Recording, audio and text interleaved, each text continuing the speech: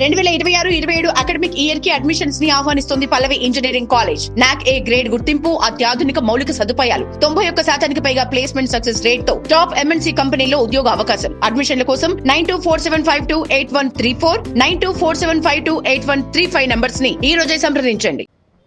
యవన్ హత్య గురించి మనతో మాట్లాడడానికి మాజీ కార్పొరేటర్ హేమ ఉన్నారు. మేడం చెప్పండి, ఏం జరిగింది అసలు?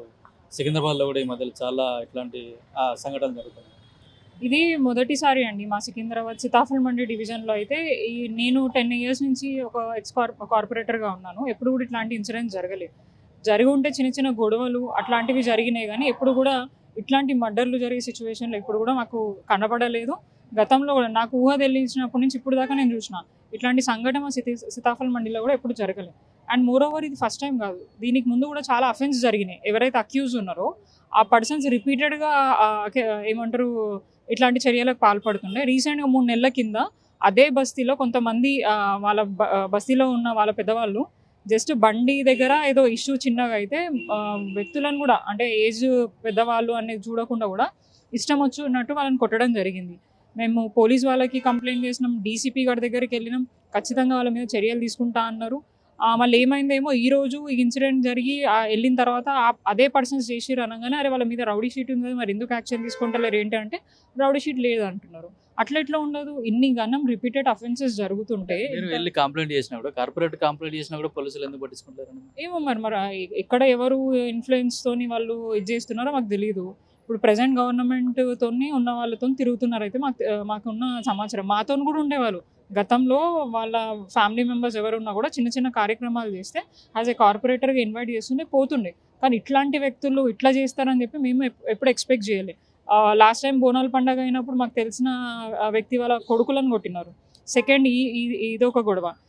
అండ్ రిపీటెడ్గా నైట్ టైంలో కూర్చొని గాంజాయి తాగడం, డ్రగ్స్ తీసుకోవడము, అండ్ పొట్టేళ్ళు ఉంటాయి వాళ్ళ దగ్గర, అవి కాంపిటీషన్ లాగా పెట్టి బయట నుంచి పిల్లల్ని తీసుకొని వచ్చి అక్కడ న్యూసెన్స్ చేయడం, రాత్రులు బర్త్డే సెలబ్రేషన్స్ అని చెప్పేసి విపరీతంగా అక్కడ తాగి రోడ్ల మీద న్యూసెన్స్ చేయడం.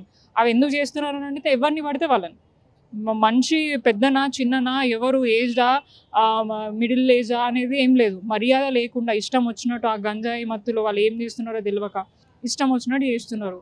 మరి ప్రభుత్వము ఏం చేస్తుందో ఏంటిదో అర్థం అవ్వట్లేదు. హోంశాఖ మంత్రి మన ముఖ్యమంత్రి గారే డే లైట్లో మర్డర్లు, దొంగతనాలు, మానభంగాలు జరుగుతున్నా కూడా కళ్ళు మూసుకొని ఉన్నట్టు కనిపిస్తుంది. 10 ఏళ్ళ ప్రశాంతంగా ఉండే హైదరాబాద్, తెలంగాణ రాష్ట్రం అంతటా కూడా ఇప్పుడేమో అరాచకం జరుగుతుంది. ఆయన కూడా నిమ్మకు నీరెత్తినట్టు ఉన్నారు. ఇప్పుడు ఈరోజు మీరు జూబ్లీ హిల్స్ ఏరియాలలో అటు సైడ్ ఒక IPS ఆఫీసర్ వాళ్ళ ఇంట్లో దాడి జరిగితే పెద్ద వాళ్ళందరూ పోయినారు. మరి వీళ్ళు కనిపిస్తలేరా? వీళ్ళు మనుషుల్లాగా కనిపిస్తలేరా? మరి వీళ్ళకి ఎందుకు న్యాయం చేస్తలేరు? పోలీసు వాళ్ళు వచ్చి దౌర్జన్యంగా ఎవరైతే విక్టిమ్ ఫ్యామిలీ ఉన్నో వాళ్ళని దౌర్జన్యంగా తీసుకుపోయి పోలీస్ స్టేషన్, అంటే న్యాయం చేయండి అని అడిగితే కూడా తీసుకుపోయి పోలీస్ స్టేషన్లో పెడుతున్నారు. అదేం దౌర్జన్యం? అదేం ఇది? మీరు వీళ్ళకి న్యాయం చేయాలి కానీ వాళ్ళకి కాపలా కాసుకుంటా వాళ్ళ ఇళ్ళ ముందు ఉండి వాళ్ళకి ప్రొటెక్షన్ ఇవ్వడం ఏంటో మాకు అర్థం అవ్వట్లేదు. ఇది ఇప్పటివరకు కూడా వాళ్ళని అరెస్ట్ చేయాలని చెప్పేసి కూడా వాళ్ళు అరెస్ట్ అయ్యారంట. నిన్న నైటే వాళ్ళు పట్టుకోవడం జరిగింది. అయినా కూడా అది సరిపోదు. వాళ్ళు ఈ ఏరియాలలో ఉండొద్దు. ఇక్కడ మనుషుల మధ్య బతికే మనుషులు కాదు వాళ్ళు దారుణంగా వ్యవహరిస్తున్నారు. వాళ్ళు ఇక్కడ ఉండదు. వాళ్ళని ఇక్కడ నుంచి పంపించేసాల్సిందే. అండ్ వాళ్ళకి నిజంగా కఠినంగా శిక్షించాలా. వాళ్ళ పేరెంట్స్కి కూడా నాకు తెలిసి వాళ్ళ మదరే ఉండొచ్చు, చాలా ఎంకరేజ్ చేస్తుంది ఆమె ఇల్లీగల్ యాక్టివిటీస్కి. బాగా ప్రొవోక్ చేసి గొడవలు ఏదైనా అయిందనంటే వాళ్ళ మదర్ వల్లనే ఇదంతా. గతంలో కూడా అవి జరిగినాయి. వారికి చెప్పే ప్రయత్నం చేస్తే వాళ్ళ మదరే, అంటే గతంలో కూడా వాళ్ళు చాలా సందర్భాలలో పోలీసుల రిమాండ్కి పోయినరు, వాళ్ళ మీద అన్నీ జరిగినాయి. అయినా కూడా భయం లేకుండా అయిపోయింది. పోలీసు వాళ్ళు కనీసము అసలు ఏం జరుగుతుంది ఏంటిది అనేది కూడా చూసుకోకుండా ఇష్టం వచ్చినట్టు చేయడం, ప్రవర్తించడము కరెక్ట్ అయిన పద్ధతి కాదు. వీళ్ళకి న్యాయం జరగకపోతే దాని తర్వాత మేము చేయాల్సిన చర్యలు అయితే మేము చేస్తాం. డెఫినెట్లీ అంత ప్రేమ వ్యవహారం కారణం అని చెప్తున్నారు. అమ్మాయిది ఒక ఆడియో కూడా బయటకు వచ్చింది. అమ్మాయిని బలవంతం పెట్టి అబ్బాయి మీద కేసు పెట్టడానికి కూడా ప్రయత్నించాలని. నాకు ఫస్ట్ మార్నింగ్ నాకు పూర్తి ఇన్సిడెంట్ తెలియదు, ఏమైందో ఏంటిది అనేది నాకు క్లారిటీ లేదు.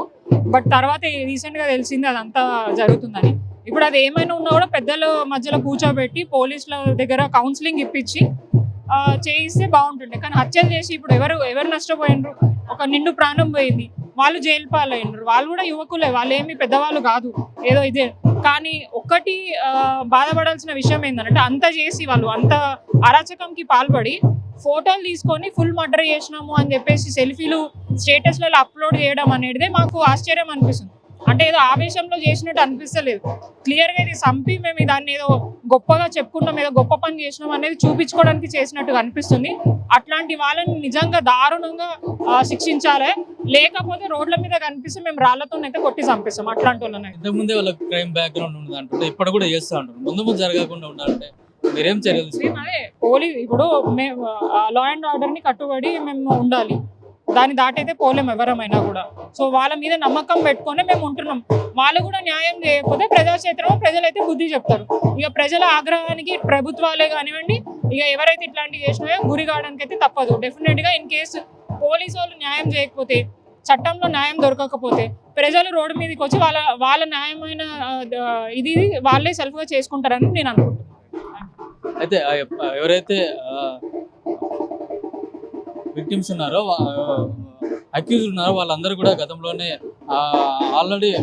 వాళ్ళపైన చాలా కేసులు ఉన్నాయి కూడా చెప్తున్నారు. అంటే గతంలోనే నేను వెళ్ళి కూడా కంప్లైంట్ చేసాను, అయినా కూడా వాళ్ళపైన ఎట్లాంటి చర్యలు తీసుకోలేదు. ఇప్పుడు కూడా ఎవరిపైన దాడి చేసినప్పుడు కూడా అదే వాళ్ళే ఎవరైతే గతంలో అమ్మాయి బంధువులు ఎవరైతే ఉన్నారో, తల్లిదండ్రులు ఎవరైతే ఉన్నారో వాళ్ళందరూ కూడా ఎవరిపైన కూడా దాడి చేసినా చెప్తున్నారు.